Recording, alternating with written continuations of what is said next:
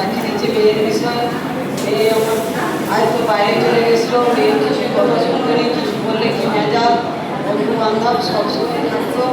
তার যখনই আসার কথা বলতাম আসতোনি, যাবনি, মানে সে কীরকম মানে ঘরে এখন দয়া অনেক মেয়ে শুধরে গেছে, ফাস্টিংও করে, বলতে হয়নি, নিজে নিজে করে নেয়, রাজ্যে যাওয়ার জন্য নিজে নিজেই করে।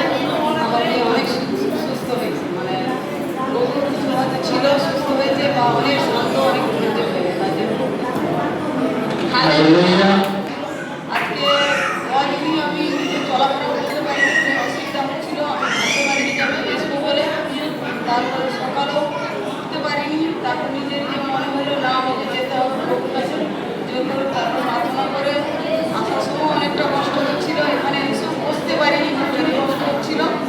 এখন দেখছি প্রভুর দয়ায় অনেকটা ব্যথা, হালকা অনেকটা।